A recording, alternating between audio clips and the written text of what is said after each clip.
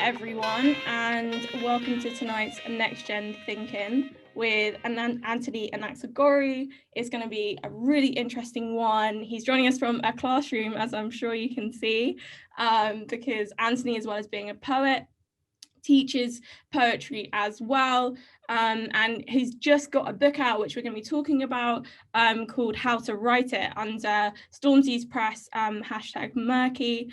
It's a really fantastic read. I read it in the evening. I was just saying how fantastic it was. My digital copy is full of notes, full of things that I'm sure you will talk about. And if you didn't know already, we've had Anthony before, actually, in 2018 on The Thinking. So he has come back to talk more, but he's had poetry published in the Poetry Review, Poetry London. His second collection, After Formalities, was shortlisted for the T.S. Eliot Prize, which is fantastic. And yeah, he's just all rounding some fantastic things in poetry and publishing. So that's like a big intro for you, but I just kind of wanted to start out with How to Write It. So it's a really interesting book. I'd really recommend people check it out. My colleague Nimo is going to be in the chat today, and I'm sure she will share a link, and she'll be editing the chat and getting your comments as well. And so the book kind of has this really interesting mix of memoir and really practical advice on how to write. So I wanted to ask you, Anthony, how that came about, how you managed to blend the two, and why you made that decision to blend the two together. Well, I think the original brief from Murky was to write just a practical guide on how you go about making a career out of literature and out of writing. And I think I said I wasn't really keen on having like a 10-step guide. So what I wanted to do was, I thought I'd make myself the kind of example and look at my journey and analyze the things that played to my benefit and the things that I did wrong. And then I could like look at old poems, young poems that I wrote, and what the issue was with them. And so I kind of had this idea to use the memoir as a way of springboarding into the more technical or the more theoretical or the more practical elements of writing. So I also felt it breaks up a lot of that very kind of instructive way in which a lot of these guides are built. Like there's just, this is how you do it, do this, and you're guaranteed to become a writer, which I didn't want to do because it's not true. So yeah, that was my initial thing. And when I told them that, they were like, yeah, that sounds great, cool, do that then. So yeah, that's what I ended up doing. That's just great. So, because like you finished your book with the acknowledgements, which I just really enjoyed reading at the end, and you finish it with, it proposes ways we can think about writing and poetry, but ultimately it's designed to help make the journey into literature slightly less daunting. And I definitely felt that, because it really took step by step the guide, with really interesting workshopping that you could do, ideas on how you could write your own poetry from WhatsApp messages, really inventive ways of doing it, and also just the definitions you went through as well. So there's a section in the book that goes through what an agent is, and even though I would say that I love books, I love publishing, and I get myself involved, I didn't really understand what those terms were. So what did you feel that was an important thing to add, because it did break up the books in sections, but I found that really important? Yeah, I mean, I've had not criticism, but a few people that have read it have come back and said that they felt that part of the book was kind of maybe more clinical and less personal. And obviously that's the case, but these were things that, one, I didn't know what they were when I was starting out. And two, I get asked those questions a lot. Like, it's one of the most common things. What is an agent? Do I need an agent? What's the difference between a booking agent and a literary agent? Like, people just don't know what these terms mean. And then you go online, kind of, there's a lot of competing theories around how the American market works and how the British market works. So I kind of wanted to clear out a lot of that stuff so people had a more accurate idea of what these terms and these kind of roles, what they signified. Yeah, and so something else you bring up, which is you're in a nice setting for it, is education.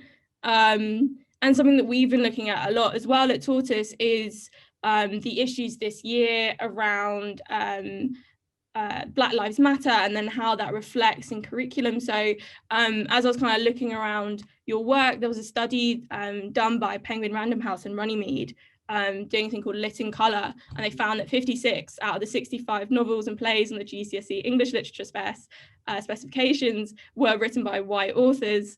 As someone who's like been going into schools, do you feel like there is still work we can do, or is it just too little too late, and that it's too far gone and the system doesn't really reflect actual diversity in literature, which does exist? It's not like these writers don't exist. They are there and they're fantastic. Yeah, I think we've made really significant steps forward in the last 5 to 10 years. I mean, considering what's on the curriculum now, what teachers can pick from, it's changing. Like, it's changing quickly as well, and it's changing for the good. I think a lot of that is to do with the way that publishing culture is shifting, the way that prize culture shifts, the way that review culture works, and that obviously feeds into the curriculum and into how things get lauded and discussed. My only reservation, my only fear with this, and you see it in the classrooms, work that is relevant to the young people, poetry that is interesting, that is now, that is contemporary, that is political, that is topical, things that they can get their head into, that they can get their hearts into. My only reservation is that it doesn't become, maybe not reservation, anxiety, that it doesn't become tokenistic. This is where I'm at the moment, where I'm seeing, and I've spoken about this before in other places, but I see that publishers are very quick to give writers of colour publishing contracts now, but with very little duty of care. And my thing is that take on a writer of colour, take on someone from a minority background, a queer writer, a working class writer, but give them the exact same editing and give them the exact same resources and support you would give a white middle class writer. That's it. And I know for a fact that when I speak to friends who've had publishing deals, very lucrative sometimes, they've been given nothing. They've literally just submitted a manuscript with very little editing, and that's what goes to print. And so I kind of feel that because there is a market right now for the experiences of writers of colour, to not pigeonhole ourselves, not box yourself in to the point where it's like you are your race before you are yourself, you are your gender, you are your sexuality. So I feel that that's what we have to be careful of, is that we remember that we are people before we're racialized, sexualized, and whatever else. I think that's the real danger, because everything is being marketed now as this is by a black writer, this is by a queer writer. It's like, what's the writer's name? Like, who are they? You know, what's their, it's not, that should come later, because the same doesn't apply to white writers. You know their name first, you know what part of the country they were born in, what school they went to. And so I feel that there is a fetishization, a commodity, that people are cashing in on the zeitgeist at the moment. And that's my anxiety, is that if we want to see the landscape change for the good and for the better and permanently, there has to be, I think, systems in place to ensure those writers and those books grow on to become established figures within the canon. If that makes sense. Yeah, no, it does. You broke like a little bit at the end, but I think I got like the last bit, and no, it's okay, and I definitely agree. So there was a quote in your book. So partly like the way your book runs is, as someone who studied English at university, is almost academic essay in terms of how you bring in examples of quotes from people in a really interesting way. And there was one on that you said was Carl Phillips, a poet, who said when he was in discussion, saying, "You seem to be obsessed with the only two things here. You've never stopped to ask what brings me joy, what foods I like to cook for my friends." And which is, yeah, I think like a really nice way of saying what you just said, which is that you kind of focus outside of that. So like, firstly, what brings you joy? What do you like to cook with your friends? Yeah, I mean, I like cycling. The problem with me is I'm a bit of a workaholic, so my work brings me joy, which is part of the problem. But outside of my work, I like cycling, I like walking, listening to music, like all the things that, sitting around the table. I like tea. Tea is a huge part of my daily practice and my life, like gong fu, drinking tea, gong fu style, gong fu brewing. It's really, really important. And so I kind of feel that, again, it's just to see people in their totality, not to see them as anything outside of that, which is, for me, really important if you want to understand someone's work. And I love the Carl Phillips retort to that, because you listen to it and the interview was just constantly going on about being black and being queer in America. And it was getting quite tiring as well, I think, for him.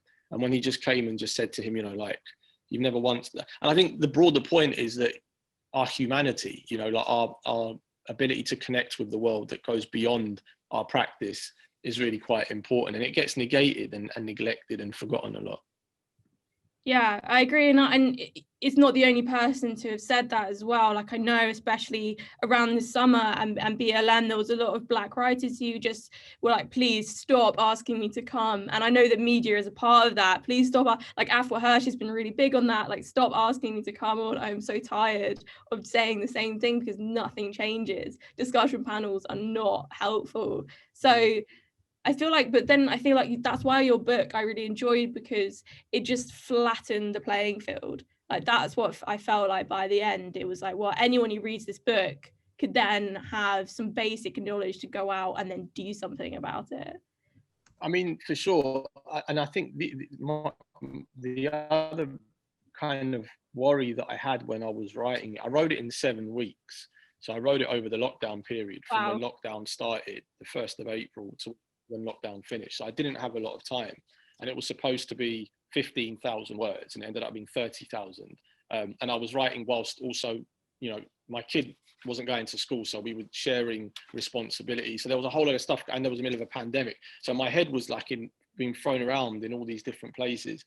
And I think for me, as I said earlier, it was trying to get the tone of the book right. I didn't want it to sound preachy or authoritative. But then at the same time, I didn't want to belittle the reader or undermine the reader either. So you wanted to try and find like a register that was informative. And I don't like the word accessible, because it's just a euphemism for simple and easy, which I don't think anything really is. It all just depends on who's reading it and who's interpreting it. So I kind of feel that was my main thing, but also not to be dogmatic. I think that we have especially like when you're quite passionate and you're quite, you know, like you're fixed in your views, you can become dogmatic really quickly. And I'm always suspicious, or not suspicious, but I'm careful when I write to not become overly dogmatic and kind of feel like I'm proselytizing. It's more trying to give the readers stuff to think about, as opposed to like me telling people this is how it's done, otherwise it's not done at all. Which I have read some books that definitely do that, and you don't warm to them. You kind of just think, nah, you know what, I don't want you to try and micromanage my politics or my emotions here. So thanks very much. See you later. Yeah, and also you're incredibly honest. Like, there's some moments in the book which you wouldn't necessarily expect from an instructional book that like really struck me. And some really emotional, when you talk about your uncle, is just incredibly emotional, and that balances really well. And there was the other story in there, and I'd like love to know more, because I was just amused by it. Was that this woman sent you £1,500 into your account and then disappeared when you were just about like getting back into poetry again. So you'd had some time off, you were coming back into it, and it was a Carla that asked you to come back to UK and you couldn't afford it. So if you could just tell me like anything else on that, because I was so intrigued by how that happened. Yeah, I mean, you know as much as me. Like, it's basically that. Like, what I write in the book is what happened. I didn't write for 10 years. I took 10 years out, and I found myself in Thailand in 2010.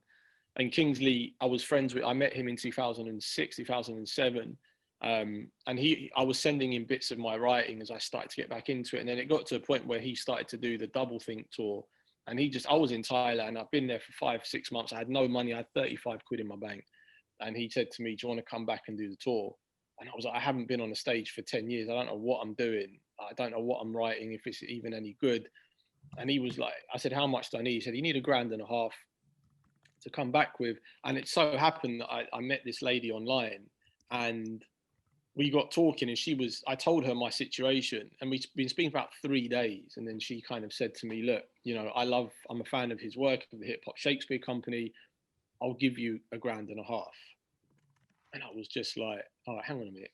I've known you for the best part of 3 days, and you're going to want my bank details to just put £1.5 grand into some random guy's account and give me a thumbs up. You know, like this is the Samaritans here or something. I didn't know what was going on. And so anyway, I thought to myself, you know what? I've got 35 quid in my bank. If she does scam me, you've got 35 quid. Well done. Go and buy a Nando's or something.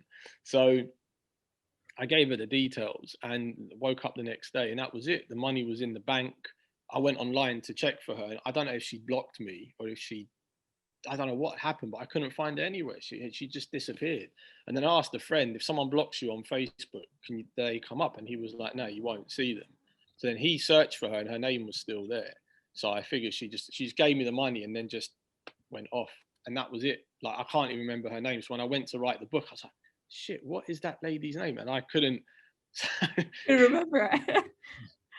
No, but moments like that I think are really beautiful, because it was clearly like a really hard point, and you write really well about the experience of going to and performing some of your poetry, because if people didn't know, you do a lot of like spoken word, and when you write and you perform it through YouTube or other platforms, and doing that, and that was like really heartening almost in a way to read, because you know, it didn't always go well, but like the perseverance and like mentorship and people who just like looked out for you, and you know, and then you managed to move on from there. So yeah, it was really great to see that in the book. It felt warming to me.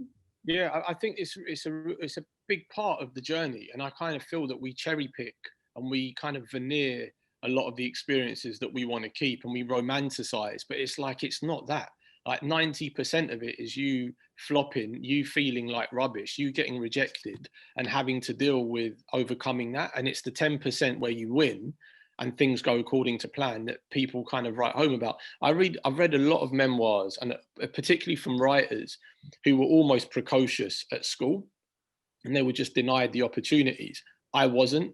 Like, I was the kid who was in all the bottom sets. Like most writers are like, yeah, from a young age, I was reading Chaucer from 5, and you know, I was on Plato's Republic by the time I was 10. And I was just like, yeah, I was reading the Beano until I was 21. Like, I think that, you know, like, to not bullshit people and say that this is also possible, to come from a world where you're not literary and you're not bookish, but to still have a curiosity and to talk about those shortcomings and how you got over them, I just felt was a lot more necessary than hearing somebody just, you know, like humble brag the whole time. Yeah, and I think that's why I really enjoyed it, because I've read those memoirs, I've seen those books, I've seen those academic essays, and it's a slog to read through, and you just feel like really tough to get through that last page, because you know, it was I really appreciated that. So in the chat, Tanishka's made a really good point, and if it's okay, if he can make it and ask you a question as well.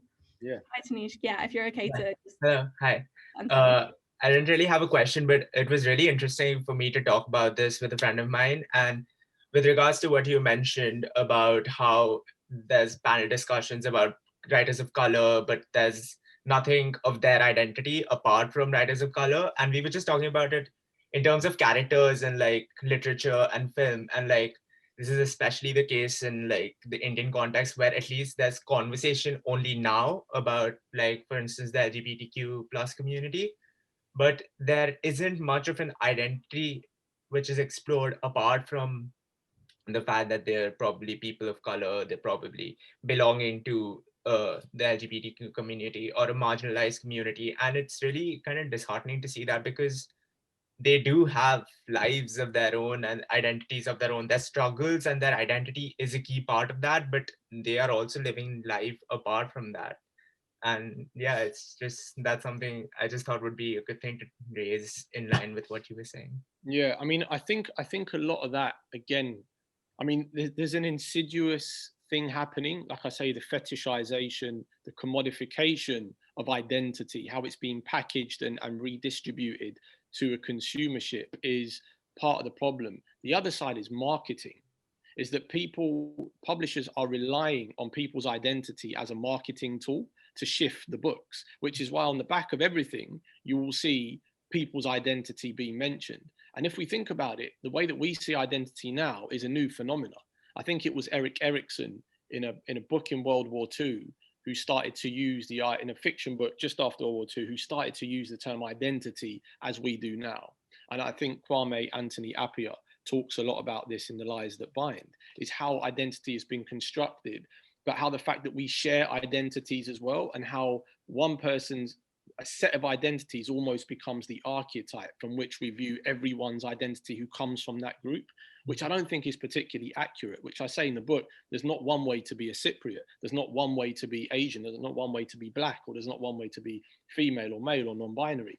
So I kind of feel that because we're working in these binaries a lot of the time, these publishers are relying on a lot of these kind of signifiers to shift the book. So what that does is it takes away the human, because you just become a buzzword. You become like a set of buzzwords that are just being used capitalistically to sell books. And I think that there's a whole section side of our existence that gets overlooked because of the fact that our identity is the one thing that is being cashed in on and being marketed as being the one interesting and sellable fact about the author or the characters within the book. Yeah. And I think, so Mark's made a good point that that's why the acronyms don't help, but it's a conversation we've been having a lot on Thinkins recently is, you know, how productive are they? Like how productive is it to have those acronyms and those labels against you? Just because, you know, there's a whole list of great quotes in there. There's another one you have from Nesreen Malik in We Need New Stories, challenging the toxic myths behind our age of discontent, which really stuck out to me, which was white people have ideas, non-white people have experiences. And I think, you know, clearly there is a lot of writers out there who aren't white, male, old, who have incredible ideas. And you've seen that from, if you read Bernardine Evaristo's Girl, Woman, Other, it's fantastic. It's so innovative. That's why it does so well as a book, because of the way she presents different characters. So I guess the problem with what we've kind of been talking about is great to say that from this retrospective. But if you are a young writer who is from one of those communities, and you've been told by a publishing house that you can get a book deal if you name yourself under those characteristics, like what would you say to one of those writers and say, like, what could you do differently? How do you challenge that? How do you make sure that you don't end up pigeonholed into that marketing technique? I think you just have to be true to yourself and to your vision. And there are going to be the top boy stories. There are going to be the kid adulthood. There is going to be, you know, like stories that are set in a council estate and that kind of pander towards what the white public imagining already holds of how they perceive a group of people. I think it depends on the individual who's writing. If they feel that this is representative of their world, then fine, write the book and tell those stories. But if they feel that they're being bullied from a marketeer, for instance, I had a friend who was offered a very, very good book deal by a major publisher who basically said, we want this book, but we want it to be situated in a council estate rather than in houses. So she had to basically rewrite the whole book. And then it got to the point where she was like, you know what, I'm not doing this because I'm not from a council estate. Like I feel like I'm in a space that I don't really know much about, and it's contrived. Like I've been told to do it. And so I kind of feel that it's important to stay true to the place that we're in and not to become those people who are essentially reconfirming what white middle class people already think of us to be. And that's I think a lot of the time is the danger. How do you disrupt the status quo? How do you disrupt the dominant paradigm without compromising yourself? And how do you tell new stories or show different perspectives without having to somehow appease the white middle class readership? Yeah, I completely agree. And I think so Yasmin's been making some really interesting points in the chat about why those in power should be doing the work. Like it shouldn't just be the role, and it shouldn't be the suffering of people who are already in those positions. Yasmin, are you okay to put that to Anthony yourself? Sure. Hey. Hey, it's not really a question. I think it's perhaps maybe the question is, do you think that there are genuine shifts in the sort of last year or two, or do you think it's it shifts within boundaries that aren't really changing. Because I think, I mean, every publisher I've ever worked with have usually had sort of like white publicists and white agents, and the sort of the tide, even though like people are super well-meaning and super lovely, they're like, yeah, it's a very, you're still through an othered lens, really. I mean, I think, so what because I've spoken about this quite a lot, and I've spoken about it with publishers at big publishing houses, and what they turn around and they say to you is that these are our editors. And if our editors that we employ at Penguin Random House, at Bloomsbury, at Picador, if our editors don't come from those worlds, how then can they edit work that doesn't come from those worlds? What they say is, actually, that's not our space. We're going to give complete agency to the writer. My answer is, employ an editor who also comes from those worlds. Like, it's very simple. Like, you don't just capitulate and say, well, you know, it's literally, there are many editors from those worlds who are very astute and very good at what they do. Get them on the payroll and get them working with the writers. It's very straightforward. So for me, it's a lazy response to something that they just want. It's a factory. Just get the books out and don't worry about what happens to those writers 5, 6, 7 years down the line.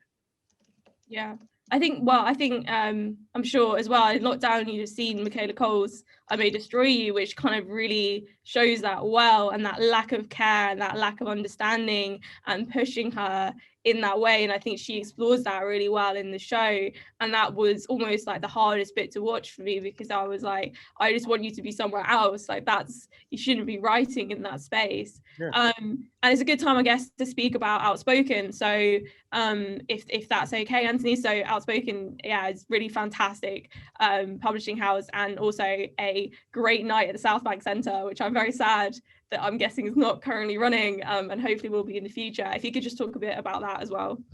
Yes, Outspoken was, again, because of these kind of discussions that I was having with friends back in 2011, 2012, we noticed the discrepancies. We noticed the fact that there was a bias towards a particular kind of poetic, a particular aesthetic. And so Outspoken and Outspoken Press and all the Outspoken things have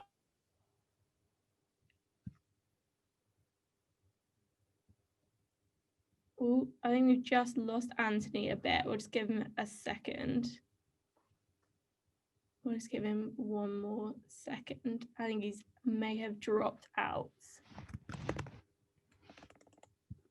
But I think, yeah, well, if we can come back to it in a sec, but we can definitely check out Anthony's publishing house, which I'm sure has gone. Yes, his sound has gone. Yeah, okay, that's okay. So Nima, were you okay to maybe come back? Hi Nimo, are you okay? So we were chatting beforehand about this and poetry. So you were talking yourself about slam poetry and what you've done before when you were younger. Are you okay to talk a bit about your experience of poetry in the poetry scene?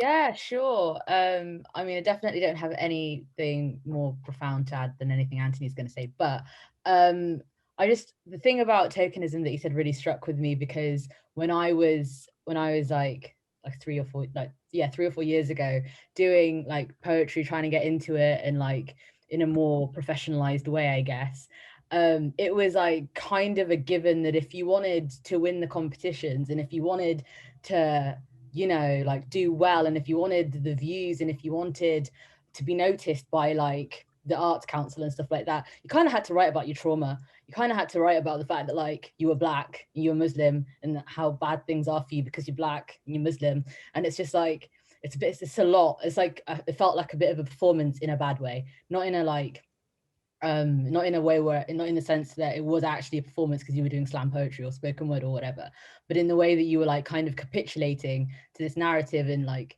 where the only thing that mattered about you was the fact that you were constantly dealing with multiple levels of oppression, and nobody really cared to hear about like, oh, maybe you just want to write a love poem, I don't know, maybe you just want to write about how sunny it is outside in the summer, like, whereas those like white poets can do that. They can write 10 poems about the same thing and be, you know, given all the money, all the funding, and do whatever it is they want to do with that. Whereas unless unless you are basically writing about the thing that will make them feel better about giving you money, which is, I'm giving a Black writer who writes about race all the time the money that, like, and therefore I am, they're basically centering their salvation effectively. Like, I'm okay because I'm doing this one thing to help this one writer who writes about this thing.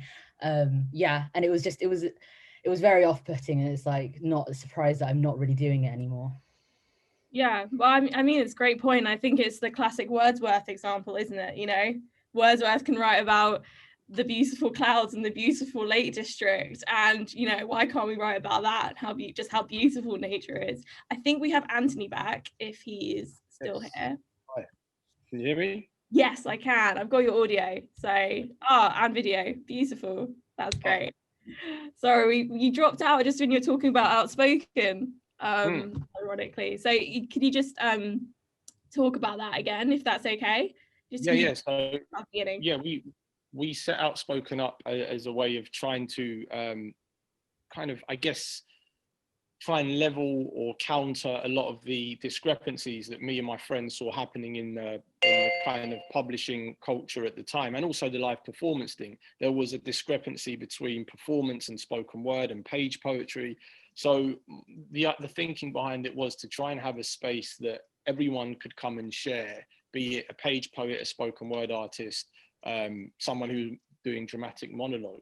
And that's really how it came about. I was around a lot of poets who I thought were brilliant, doing really amazing things, but just would not get a look in by publishing houses because of the fact that their poetics were not fit for what they perceived to be their readership. And so that's how Outspoken was kind of set up. That was in 2011, 2012. And it was very frustrating to just see the same white middle-class guys keep getting book deals over and over and over again, and a lot of the time talking about nothing. And I don't mean that in a horrible way. I mean it in a sense where it's like, you know, these kind of existential poems about a divorce or about grief or about, but it was just like, my friends were going through that stuff as well, and they were writing it in just as a profound way, but they would not get a look in by the publishing houses. So that's kind of one of the reasons why we started to do it. And the thing is because we all have platforms on YouTube, we had a bigger reach than what a lot of the publishing houses did. So we were getting, 200 people coming down once a month to hear us read poems, but you couldn't get a book deal. So, that was really the thinking behind it. And having done it for, best part of nearly 10 years now, it's really shown me how much has changed since then, in that there is good people who get it, both editors, publishers, people at the Arts Council. Like, there are good people who are on side. And I think, like what we were saying earlier, it's just important to know who we are and what we're publishing and why, and not to be bullied by marketing agendas and how commercial is this, accessibility, all these words that I don't like. These words, they're not cool. It's accessible. Basically, what you're trying to tell me is that it's simple and that anyone can get it, and it takes away the sophistication and the weight of the work. That's what accessible in my eyes, that anyone can read it or can get involved in it, Yeah, and I think you bring on, you talk about the fact that poetry, often the thing that's said against it is that you don't get it, and that's okay.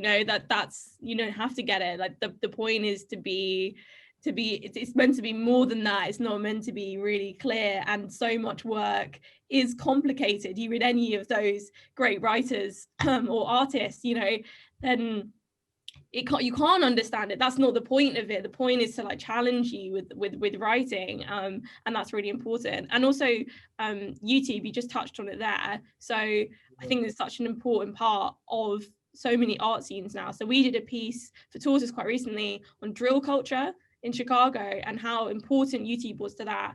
YouTube is also clearly very important to the grime scene. That's where kind of Stormzy and YouTube is a huge part of the grime scene in the UK. So how, like, your experience of YouTube and YouTube culture, like how is that supporting diversity in poetry? Like how is that system working at the moment? I mean, for sure, there's always that, it's the democratic element, right? And I think this touches on self-publishing, the Instagram poetry, people putting their stuff on YouTube. I think that it is really, really important that, I mean, if it wasn't for YouTube, I wouldn't have a career. And I kind of make that, you know, I make it clear that YouTube gave me a way to talk to people that a publisher would not allow me to do. Part of it was my writing wasn't ready. Like, I acknowledged the fact that I was not writing good enough poetry in 2011 for it to be published. I get that. So I kind of feel, and the same with Instagram poetry. And there's a whole section in the book on Instagram poetry as well. But I think that it's important that I mean, gatekeepers, right? And I spoke about this at the last Tortoise event as well. And a lot of it comes back to gatekeepers. I think gatekeepers are important, but I think that gatekeeper is a dirty word, is because it assumes that it kind of, it commandeers power. It centralizes power around one individual. I think there are very good gatekeepers and there are very bad gatekeepers. There are gatekeepers who get it, who have a very broad, a very ecumenical palette, and they're like, yes, all this is good. And then there are gatekeepers that have a very rigid, myopic understanding of what they think something should be and what constitutes good art, and they just want to keep perpetuating that the whole time. And so I kind of feel that we're at odds with these. And there are people in the industry who are really, really good, who are literally changing things single-handedly because of the fact that they are broad and they take things in. I would again always advise people to not go down the tragedy porn road when it comes to trying to make yourself seen. So, you know, the idea that your tragedy has to come, your tragedy has to come first. Is my internet still here or is it gone? No, it's good. It's fine. Oh, it's good. Yeah. So yeah, just for that, you know, to not make yourself into a victim for the sake of selling books, which again is something that I see a lot of young writers of color being almost like prompted on by the publishing industry to talk about their shortcomings, about racist attacks, and about, you know, things that have happened. That's a lot of work. It's a lot of emotional labor to do and there's other ways we can sell books. You know, you don't have to put yourself through that every single time for the sake of a publishing deal and for a white readership. Yeah, which is a great point, because it's almost that democratic process isn't just about those who are producing it, it's also the people there and consume it. So you write a lot about the fact that a lot of the poetry you were consuming was not Chaucer, it was YouTube, and like how important that was to you. So that's where the difference is like but do you ever worry that then it creates those two separate bubbles, and then that's where the problem is and like you said, those gatekeepers, are you worried that then it just, you know, the Booker Prize sits over here, and then these fantastic poets on YouTube sit over here? Yeah, I mean, I think they do different things, right? And I think the YouTube medium has its form, it has its function, like it's designed to work on YouTube in the way that it's only because of money. Really, that's what makes the distinctions. It's because you get 30 grand or 50 grand or 25 grand if you write a good book and you get shortlisted and win a prize. Whereas on YouTube, you just get 1 million views. Like, and so because of the fact that we have these as, I guess, markers, that's how we gauge them. But ultimately, the guy on YouTube, the woman on YouTube, the person on YouTube is probably reaching more people than everyone else who's on that shortlist.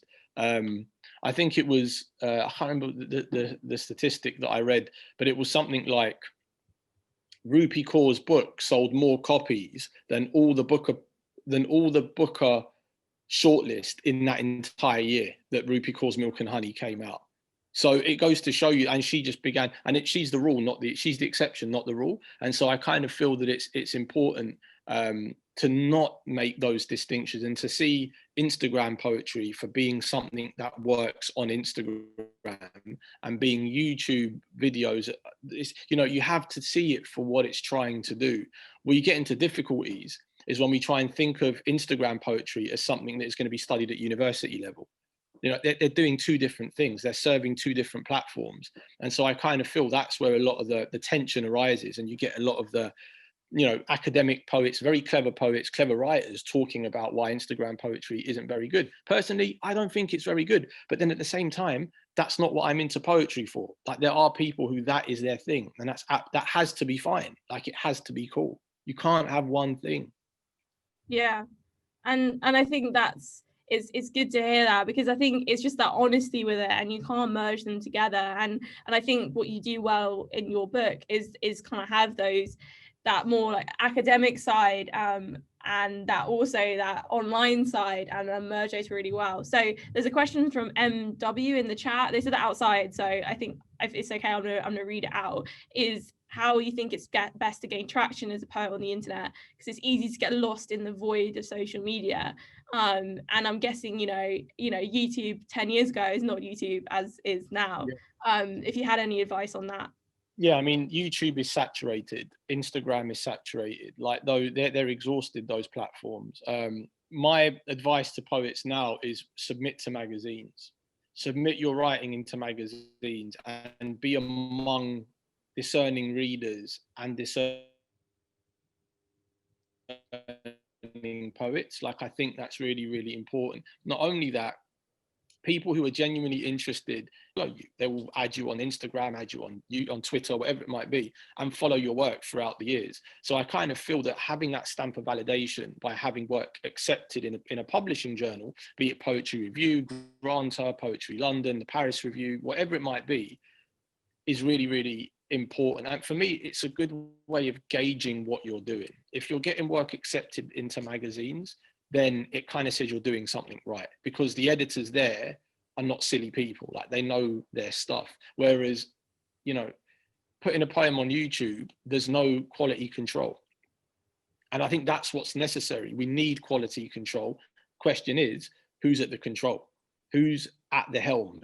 Who's at the door saying yes and no? That's what has been over the last like 5 to 10 years. I think that's what's changing. Emily Berry at the Poetry Review single-handedly has changed the way that I read that magazine. She's done such an amazing job as a white woman editor of the magazine in how she represents, and it doesn't feel tokenistic. It feels like this is good work. And I know meritocracy doesn't exist, but my thing is that we should be rewarding good work irrespective of who's writing it. Good work is good work, and that's it, you know? Yeah, and I was literally about to, one of her quotes that is like one that I pulled out. So she says, give her something that she said to you, which is, I'd much rather people sat and wrote the things they want or need to write, rather than trying to fit into an idea of what they think a given magazine would like to see.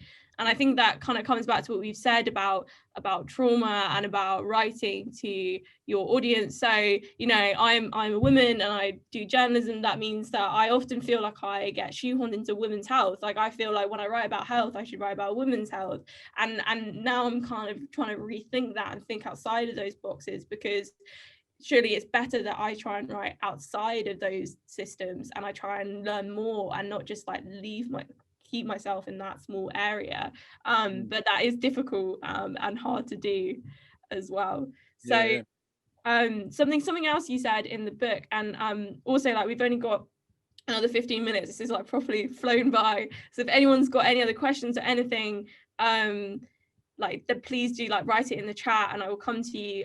There was just like one more, I promise, the last quote that I will come to, because you were talking about when you were younger, and you write a little bit about when you were when you were growing up, and your parents from Cyprus, and like growing up in that environment.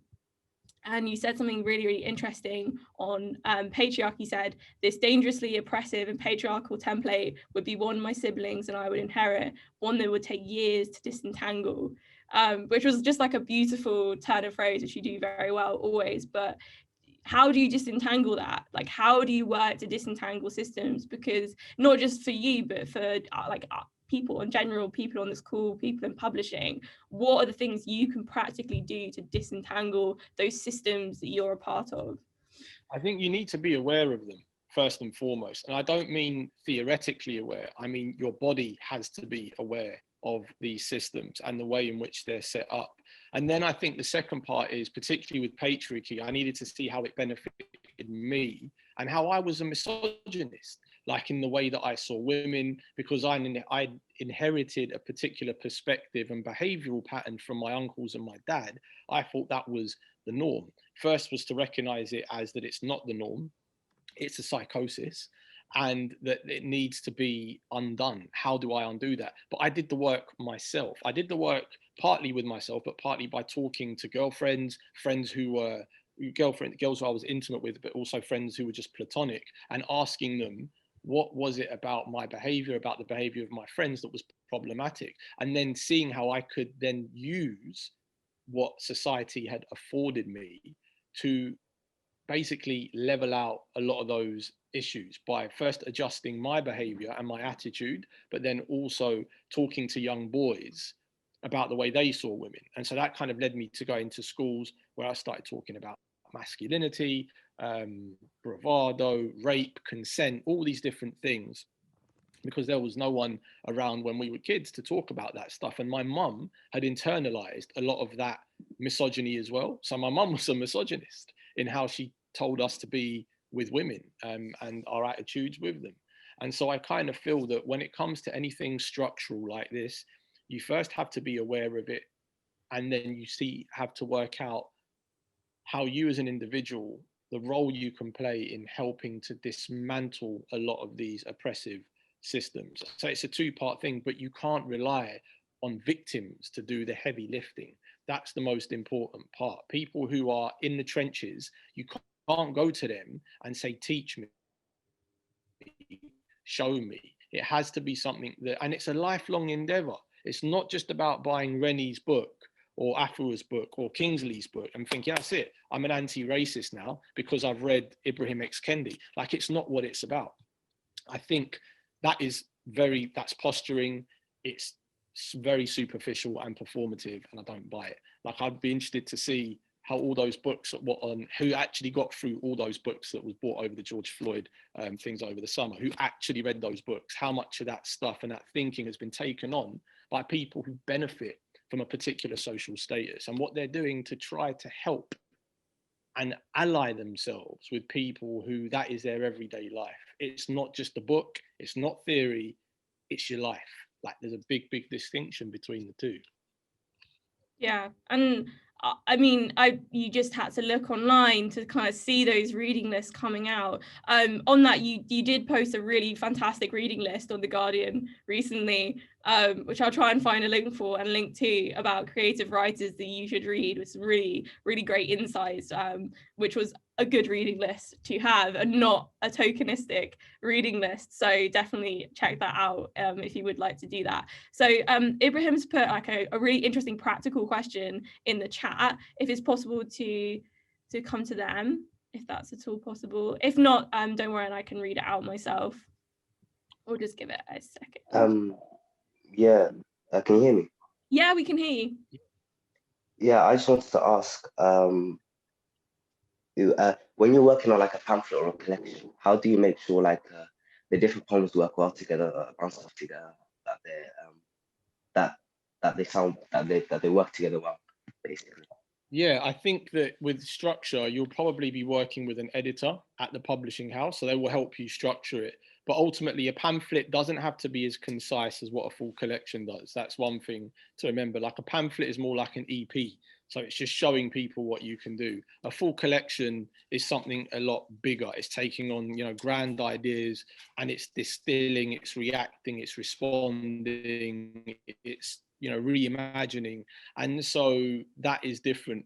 With all my books I've written, I usually work with an editor on how you structure them. So you can structure them the best way that you know how. I wouldn't structure them chronologically, it's quite boring. So to try and be imaginative with how you lay the poems out. But then also, if a publishing house takes the work on, they will most probably say, yeah, we've got, an editor might be like, I can see this happening in a different way, this narrative being told in a different way, and they'd work with you to try and do that. No, that's really helpful. And I think, and I again say, like, your book is like really good on that practical advice and how you take that step by step, because it's something that you just don't hear about in school. And I know that that's what you talk to young people about. as well. So the other thing I want to talk about on that is that there was like a really interesting passage in the book about what you spoke about when you won, were shortlisted, sorry, for the T.S. Eliot Prize in 2019, and then kind of spiraled from there. Are you okay just to talk a little bit about that? Because I found that, because like to me, anything to do with the T.S. Eliot Prize, I'm like, you're amazing. But that's not what came across. Yeah, I mean, it was a weird time. My book never got on the Forwards Prize, which it was submitted as a PDF. I don't know how well that works as a PDF, but it never got on the Forwards. So I kind of got, and it never got in the anthology in the Forwards either. So I got really disheartened. I was just like, oh man, I've written a crap book, because it's basically it. So I got a bit upset with that. And then when the T.S. Eliot thing came up, all of a sudden it gave me that boost, that kind of, oh, maybe I have written something that works then. But I think that what I say in the book is that when your value system is predicated on prize culture, it's very dangerous. Like you're playing a dangerous game, and because that value system is not representative of how the book works within the kind of mainstream, you know. And so I kind of felt that that I had to reassess the way that I thought of prizes and prize culture, and not invest as much into them as what I was when I got the Eliot thing. And I went through a whole heap of emotions as well. Like, why am I here? Why me? I'm not good enough for the Eliot. So you start reckoning with all this like old baggage that you've got from school. You know, like I'm a working class kid. I was in bottom set English. I couldn't even spell properly. Like I still can't spell properly. And yet somehow I'm on this prestigious prize. How does that work? And so you start feeling shame. You feel that you don't deserve to be there. And you start talking yourself out of why you're there, and your book isn't deserving. And I find all these different reasons. Oh yeah, it's because I'm a Cypriot. Oh, it's because I'm working class. And I start telling myself all these reasons, apart from the fact maybe I wrote an all right book. That's why you're on there. It's nothing to do with anything else, you know. And the judges just read it like that. So it's a weird space. Like when you've got a book out and you've got skin in the game, prizes and imposter syndrome basically are pretty nuts. Like it's very real. Like it takes over your thinking a lot. And I know not just for me, but talking with so many other poets who have books out in the year, they go through a very similar thing. Yeah, and well, we had a thinking recently on imposter syndrome, and especially at the moment in terms of being online and digital spaces, like that's a really hard space to navigate, because it's tough. It's really tough. It's tough in the arts especially, and that's a really hard place to navigate. But also your book is fantastic, and like I would never say anything else. I've gone through, and I've gone through online some of the poems, and I'm gonna have like the full copy because I just think it's fantastic. So, you know, but it's true to hear that. Like I'm sure even those people who you assume otherwise have had those feelings and that insecurity about those awards. So yeah, no, definitely go take a read. But it's called After the Formalities, if people would like to go read it themselves. And I know that you said you have to go, so in end of school day that you might have. The alarm's going to go off and they're going to turn all the lights off at 6 o'clock, so I've got to get out of the building before 6.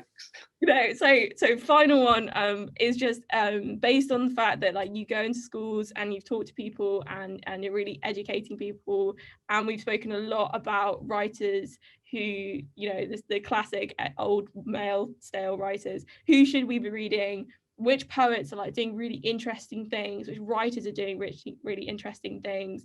Which writers have written something a long time ago that we've not read, that we should have been part of our curriculum when we were 15?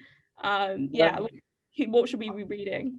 I mean, this is the point where you just start listing all your mates. That's fine, list your mates. Yeah, I mean, I think that there's just so much interesting stuff coming out of the UK at the moment. You know, poets like Will Harris, Wayne Holloway Smith. Who else am I really into at the moment? There's just so many different. Boyega, Adubanji, like he's doing really interesting. There's just a load of stuff that people that are doing. Emily Berry, of course, Jack Underwood, Ray Antrobus. There's just a bunch of people who are really, really fascinated at the moment. In America, Peter Gizzi and Larry Levis, Kaveh Akbar, Natalie Diaz. There's just so many poets that are just Rachel Allen that are just pushing and pushing all the time. So I don't know, there's a reading list at the back of the book actually that kind of makes a bit more sense, that I try and just put down poets that have really changed my thinking when it comes to writing. So yeah. Yeah, I know, I enjoyed the reading list. That's why I went through, because it was fantastic. And I think, I'd really recommend going out and reading a book. And also on your Twitter, you do share a lot of like these poets and examples, which I really enjoyed reading through, especially at the moment. It feels like a really tense week with lockdown and US election. It feels like a really good time to chill and read some poetry that's like really insightful and take some time to reflect. We will let you go so that you don't get kicked out of the school, but thank you so much for joining us, like, and coming back to Tortoise. I'm sure we will see you again. And then there's also another NextGen Thinking next week with Samantha Renka, who's an actor and disability activist, which is going to be really, really cool. So hopefully you guys will come to that as well. But yeah, just like we can't do clap, we do claps, silent claps, but we do waves as well. So if everyone could wave and say thanks to Anthony, it's been fantastic. And we will see you guys next time. Thank you, Anthony. Take care. Cheers.